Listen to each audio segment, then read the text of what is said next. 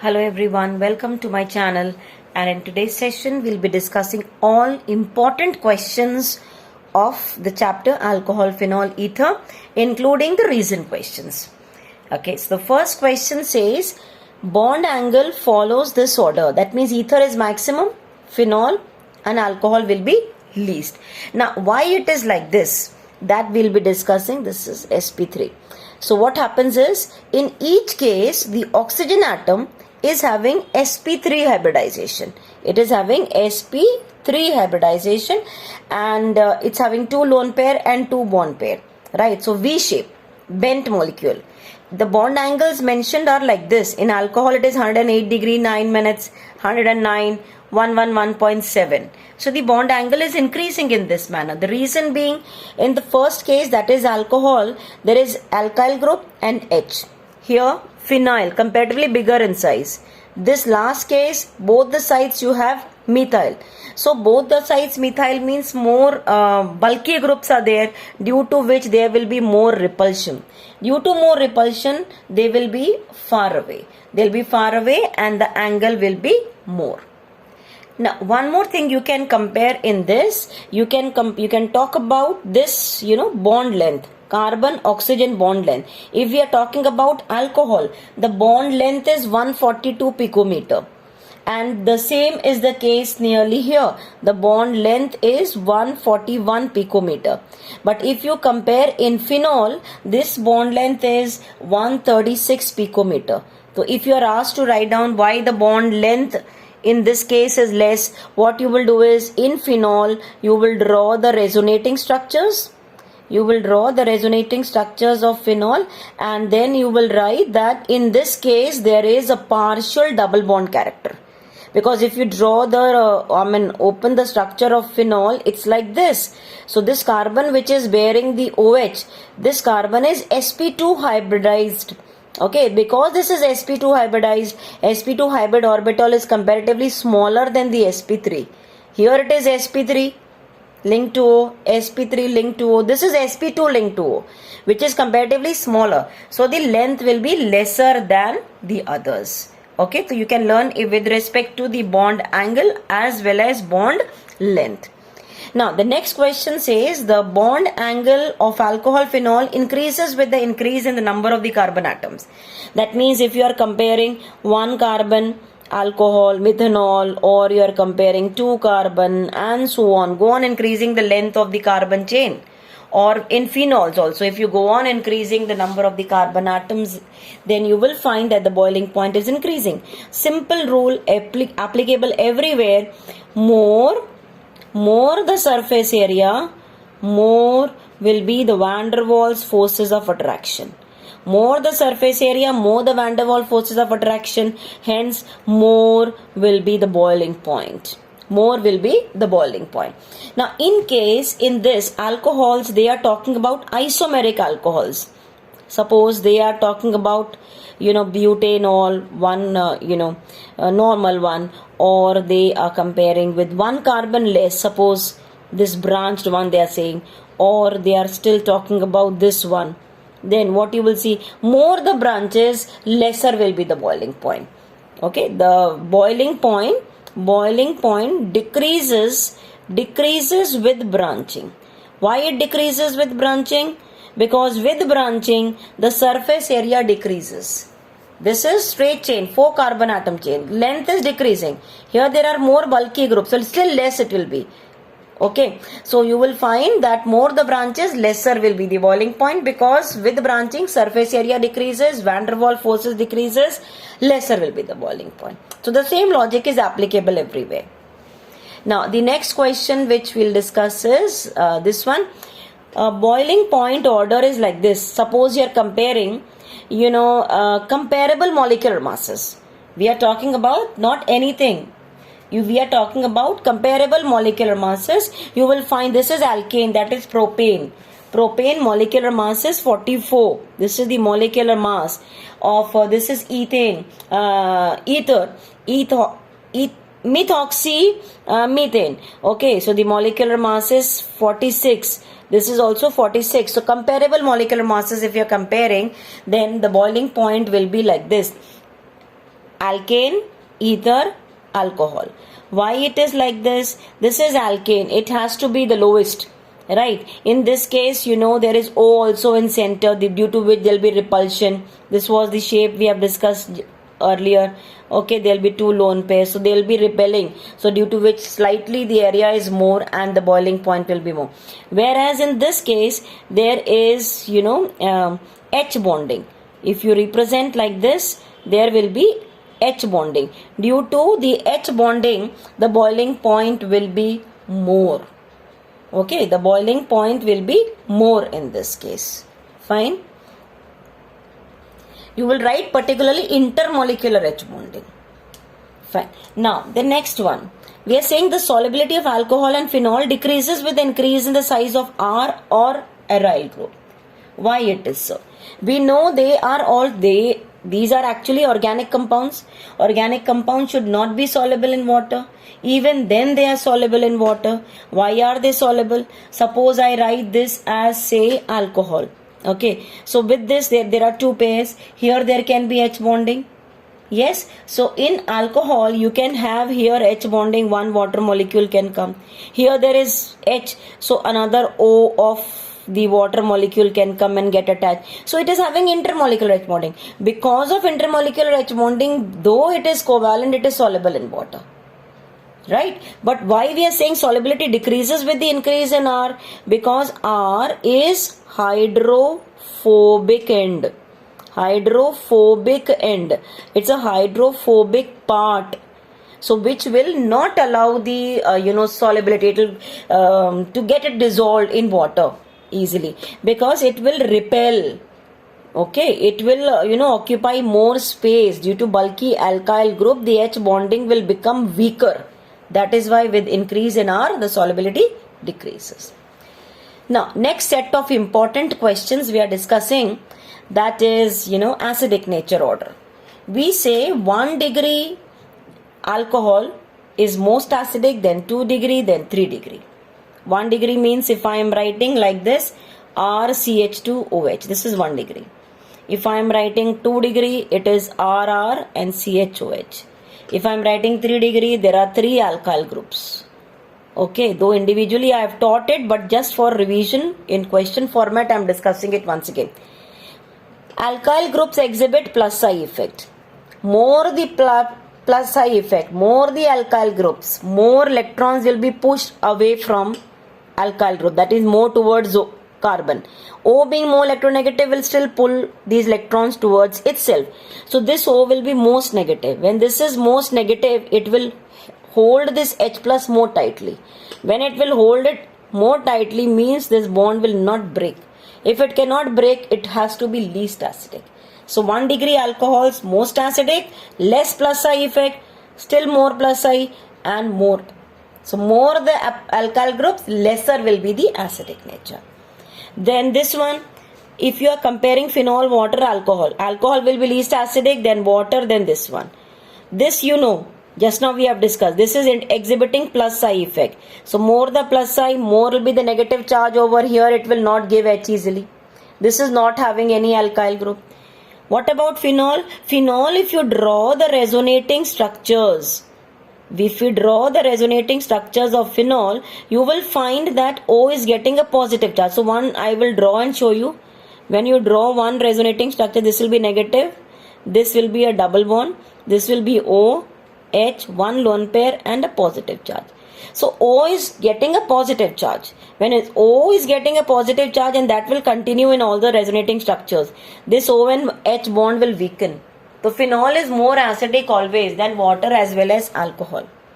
Now in this phenol, further, if at ortho and para group, if at ortho and para position, if electron withdrawing group is there, like nitro, if here, because if it is withdrawing group is attached here where there is negative charge, there the effectiveness will be more.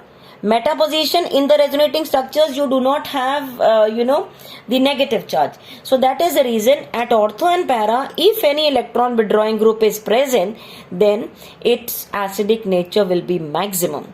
then though meta is also more, but if you are comparing ortho, meta, para, then ortho and para will be maximum, then it will be meta, and phenol will be least acidic in nature. It's a very, very important thing. Quickly you can have a look at the resonating structures of phenol. At ortho and para, with respect to OH, you are getting a negative charge, due to which these positions, if any withdrawing group is attached, acidic nature will be more. If it is there at meta position, acidic nature will be more than phenol but lesser than ortho and para position. Fine. And if the electron repelling groups come, if electron repelling groups appear, then the acidic nature will be less. Fine. For example, if we are comparing ortho, meta, para, cresol. What is cresol? In the benzene ring, you have OH, it is phenol, and if ortho or meta or para position, there is CH3, which is electron repelling group. If electron donating group is there, acidic nature will be less. Okay, so if we are comparing all these, ortho, para, nitrophenol maximum acidic, then meta, then you will have phenol, and then you will have these cresol. They will be lesser. And lesser than the phenol, you will have water, and then you will have alcohol. If you are comparing all. Right.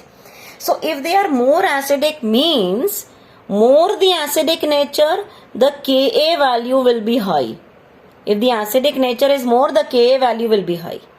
And if the Ka value is high, the pKa value will be low. So in case they are comparing, if they have given some acids, they have given the pKa values, you will remember like this: the acidic nature is directly proportional to the Ka value and is inversely proportional to the pKa value. That is quite important. Next, phenoxide ion is more stable than phenol. Why? Because if you draw the resonating structures of the phenoxide ion like this, see, this is very, very important statement. Though there is charge delocalization in phenol, its resonating structures have charge separation. There is plus and minus charge in them, due to which phenol is less stable than phenoxide. In this, there is only negative charge which is moving. There is no charge separation, due to which it is more stable than phenol. Fine. Moving on to the next question.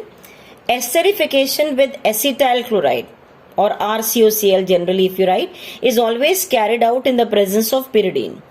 Pyridine you are always taking. What is pyridine? It's a heterocyclic ring with nitrogen atom. Now suppose you take alcohol and acetyl chloride, you will get ester. This is the ester form. The main focus is why we are using this. Right, so you are having acid produced in it. HCl is produced. To neutralize this, we require pyridine. Okay, this is formed to neutralize this HCl formed in the reaction.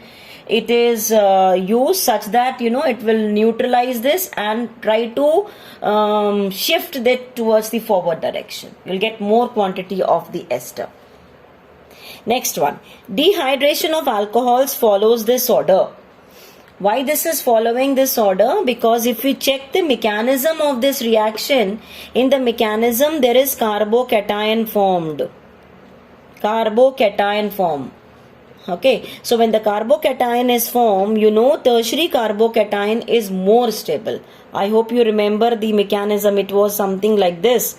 When you're taking the lone pair, you are carrying out the reaction in the presence of H+. So H+ will first be taken up by the lone pair. So you will have here R, O, H, one positive charge now. This will come out as water. So you get R plus carbocation. So due to the formation of this carbocation, the order is like this. Tertiary carbocation is more stable. So children, for that mechanism you can observe, watch my previous videos which I have posted in alcohol. Okay, so due to the formation of the carbocation, tertiary carbocation being more stable, this is the order. Dehydration maximum for 3 degree, then 2 degree, then 1 degree. The next question. The next question says orthonitrophenol and paranitrophenol can be separated by steam distillation. Now what is orthonitrophenol? Now we know this is phenol. I am drawing para and ortho both. Okay, first I have drawn para, no problem. This is para, another molecule I'm drawing. This is also another para. Between O and H here there is bonding. If I am drawing ortho structure, ortho means this will be here, and just on the ortho position you will have nitro. Between them there is H bonding. This is ortho and this is para. So what do you observe here is that in ortho there is intramolecular H bonding, whereas here there is intermolecular H bonding. If there is intramolecular H bonding, the boiling point is always low. Lesser the boiling point means obviously it will be more volatile. Whereas para, intermolecular H bonding is there, that means the boiling point will be high comparatively, so it will be less volatile. So you will draw the structures for both and explain. One is having inter, another is having intra. The next question says that the halogenation of phenol, let me just take it over here. Yes, halogenation of phenol can occur even in the absence of the Lewis acid. Normally halogenation we carry out in the presence of AlCl3, FeCl3 and all. But if you are carrying out that for phenol, if you are carrying out its halogenation, you do not require a Lewis acid. Why? You carry out here in the presence of CS2. On heating, what you get? You get two different products, OH, ortho position Br, and another product you get OH and para position Br. Though we know the para is always a major product. Now the question is why Lewis acid is not required? Because of the presence of OH group. OH group is a highly activating group. It's highly activating group. Because of the presence of highly activating group, the reaction can occur even in the absence of Lewis acid. Now there are some important questions asked on the basis of Williamson's synthesis. This is Williamson's. All these are Williamson's synthesis. Alkyl halide and alkoxide. Now the question is, if you have to get a mixed ether, then you take less carbon halide and the bulkier one as oxide. Why? Why do you take this combination? Why can't we take the reverse? You will write down that if it is with this methyl and tertiary butyl ONA, then it is following SN2 mechanism. SN2 mechanism is one-step mechanism. So this bond will start breaking. This is a nucleophile which is going to attack from this side. So bond will be formed. So this alkyl group has to be less bulky. It should be less bulky. Then only it can occur easily. So even if the question is asked in the reverse manner, you want to prepare this, what combinations should be taken? You will write less carbon. Whichever is less carbon, that will be halide, and the bulkier one will be alkoxide. Now, if you do the reverse way, in the same question, if you do the reverse, that is less carbon alkoxide, and the bulkier one bromide you take, it will undergo elimination. It will undergo elimination rather than undergoing nucleophilic substitution reaction. Yes, why? How elimination they have explained, you can just see here. If you open the structure from here, so this will be Br, and from the neighboring one H will be removed. So one H and one Br removed means you are getting alkene structure.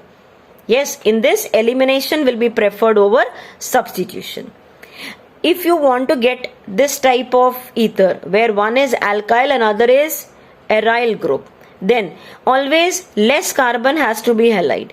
So majorly less carbon has to be halide in Williamson synthesis. Less carbon will be halide, bulkier one will be alkoxide. Same way here, less carbon will be halide, bulkier one will be, that is aryl will be alkoxide. Fine, with O it will be, not necessarily alkoxide, it will be phenoxide. Fine till here. The next question is order of the reactivity of HX with ether. Means there are some questions where ROR ether is to be treated with some HX. The order is like this: HI will be maximum, then HBr, then HCl. And most of the reactions which you study in your textbook, they have talked about HI only, not HCl and HBr. Why? Because the length is more. HI, iodine being larger in size, HI bond length will be more, the bond can break easily. Now, another set of very, very important questions which are sure to come in the exams are, what happens when this particular ether is made to react with HI? So how are you going to predict the products? Maybe they ask you what happens when, or if they are asking you the other way around, that is, this is the product, explain why. So what you will do? You see, it's a mixed ether. If it is a simple ether, then there is no issue at all. This is a mixed ether. So in that, mechanisms already I have discussed with you in my previous videos. You can just see those. So first thing is the H has to attack here. There are two lone pairs. One H will be attacking. I'm just writing, a skeleton to explain. So when this H is attacking here, means one lone pair will be left over. This will be there, the first go. Then this I minus has to attack. I minus is now acting as a nucleophile. So I minus will prefer attacking from the side where less number of carbon atoms are there. So this side you have less number of carbon atom. So this will attack from this side. So you will get alkyl ka iodide. Less carbon wale ka iodide and more carbon atom wala alcohol you will get. If it is, you are having, say, primary alkyl groups the either side, then this is the problem. This is the answer. In case you have one side primary, another side tertiary, then the product is different. You will have bulkier side iodide. Here it was less side iodide. Here it is bulkier side iodide. Now, why it is so? In the first case, it was following SN2 mechanism. That is one step mechanism.